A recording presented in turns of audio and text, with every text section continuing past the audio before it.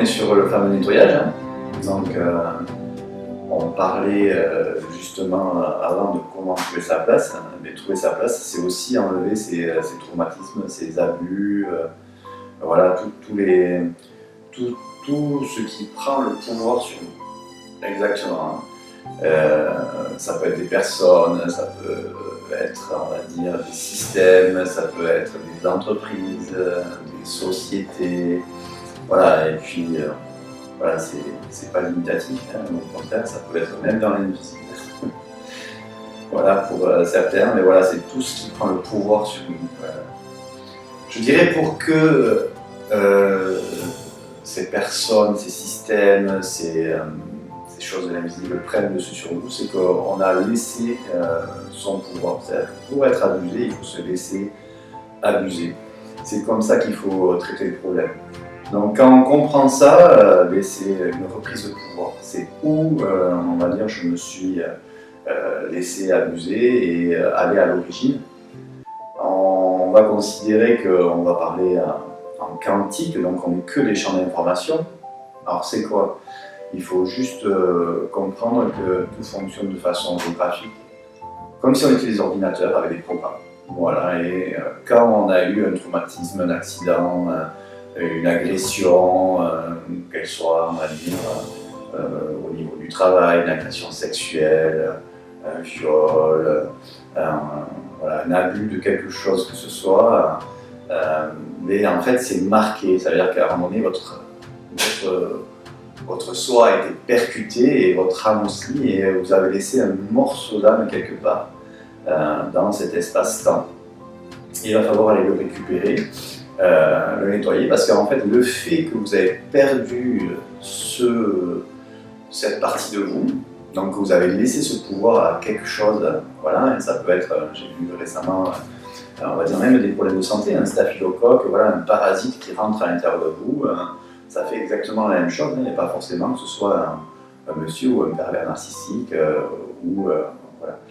Mais quand il va falloir aller récupérer cette chose-là, parce que justement quand le choc se fait, pour combler ce manque, ce morceau d'âme qui est parti, on va mettre des systèmes de sécurité pour pas que ça arrive.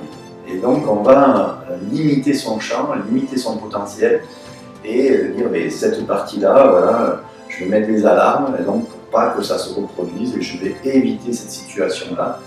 Et vous allez, on va dire, vous priver de, je sais pas, 70% de votre potentiel de vie, de votre potentiel de création, de votre potentiel de champ des possibles. Et donc après, on va arriver frustré parce qu'on va tomber sur les mêmes choses, sur les mêmes personnes, parce que la vie, elle va vous amener aussi la manière dont vous devez régler, donc affronter ces choses-là.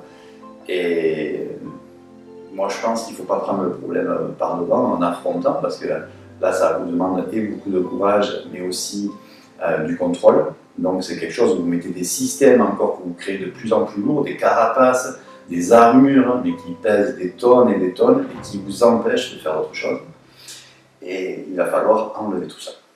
Voilà, et il y a divers niveaux, ça veut dire que tout ça va être imprimé, parce que comment ça fonctionne, c'est-à-dire que vous voyez une situation, vous vivez une situation, donc vous avez des émotions qui est dans votre système endocrinien, tout ça est imprimé là-dedans, et bien il va falloir nettoyer et enlever ces chocs. Et voilà, on peut les faire de diverses techniques, voilà, il y a beaucoup de choses aujourd'hui.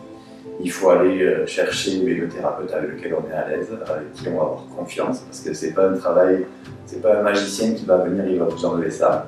C'est vous, donc il y a une personne qui va vous aider à aller connecter ça, à aller reprendre contact avec ça pour le sortir. Donc il faut vraiment rentrer dans une relation vraiment forte entre vous et le thérapeute, vous et le médecin. Voilà, quelque chose qui va permettre de faire sauter et d'enlever ces parties-là. Il y a plein de techniques, on pourra en aborder quelques-unes, mais aujourd'hui on peut enlever ça très rapidement. Je le pense en une séance, et on le voit tout le temps, on apprend à nos élèves, il suffit d'aller relier l'émotion au visuel et d'expanser ça à cerveau gauche, cerveau droit, avec ce qu'on appelle un détournement d'amygdale, pas les amygdales ici, mais les amygdales du cerveau, qui qui elles, en fait, sont les alarmes qui sont là et qui déroulent tout le système du cortex qui réfléchit.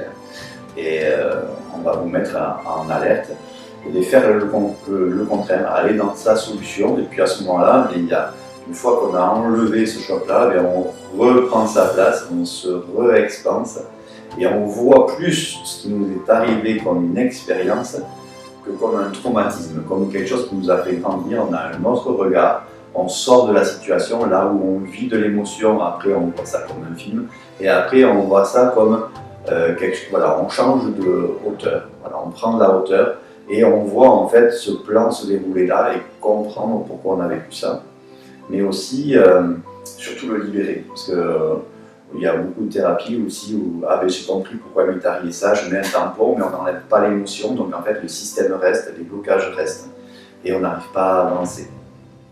Voilà un petit peu, je ne sais plus quelle était ta question, Johan. Sur comment. Ça, je vais reformuler sur. C'est bon. Ah ouais. Comment Eh bien, juste comment. Est-ce que c'est une fatalité de. Alors, c'est le schéma. Alors, juste pour finir, c'est surtout pas une fatalité.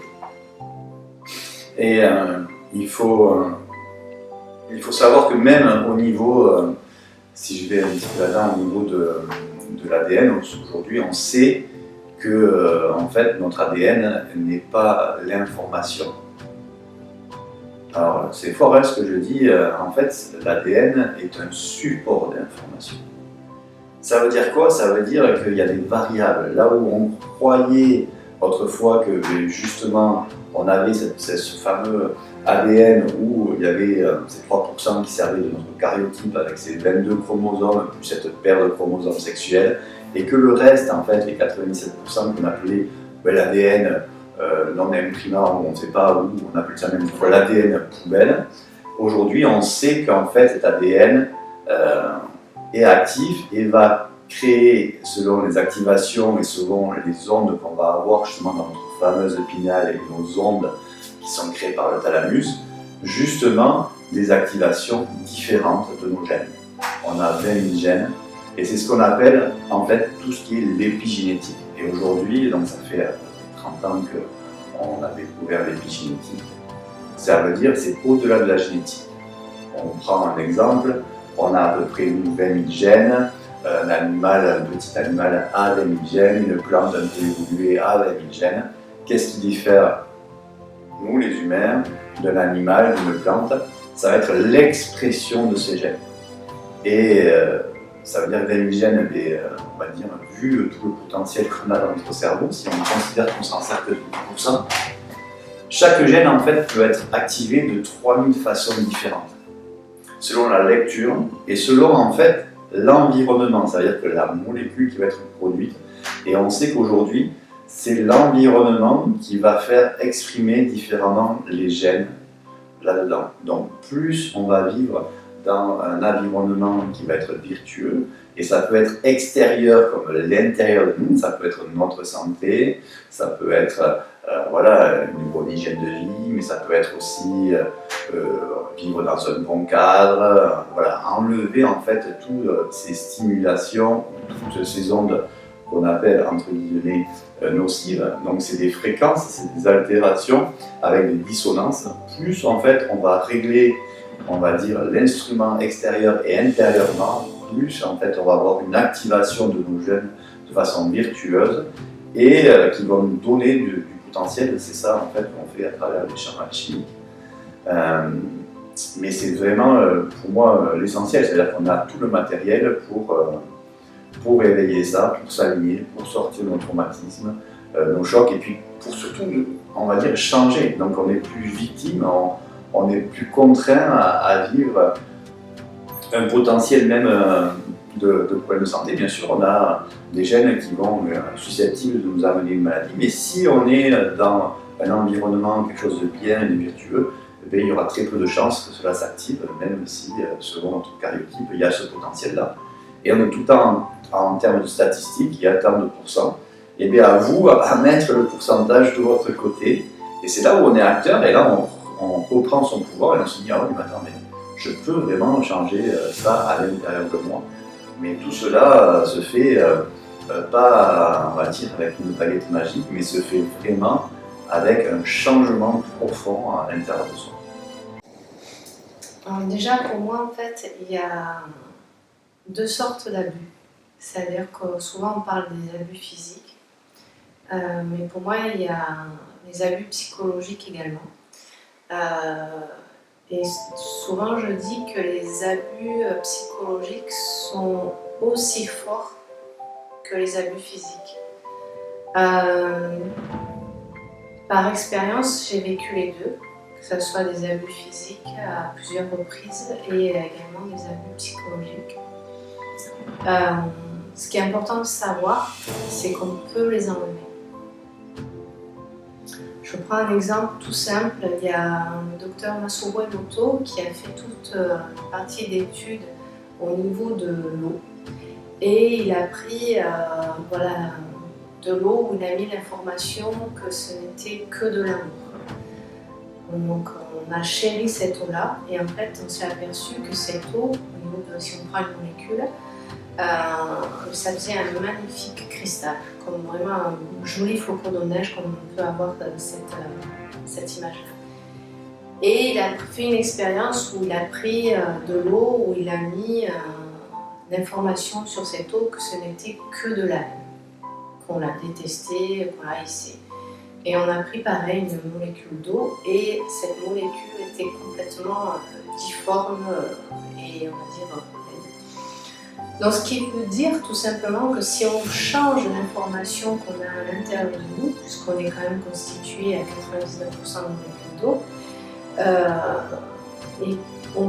il y a cette facilité, cette faculté de changer l'information à l'intérieur de nous. Donc même sur un choc tel que des abus, qu'ils soient physiques ou psychologiques, on va changer cette information, on va donner une autre information qui va être positive.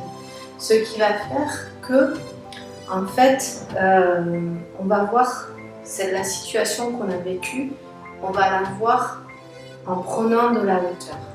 Et ça va devenir une expérience. Pour moi, en fait, comme j'ai vécu ces deux types d'abus, aujourd'hui, quand je parle de ce que j'ai vécu, j'ai l'impression de parler de quelqu'un d'autre. Et pour moi, ça a été des expériences qui déjà m'aident par rapport aux personnes que je reçois, mais surtout qui m'ont fait grandir. Pourquoi ? Tout simplement,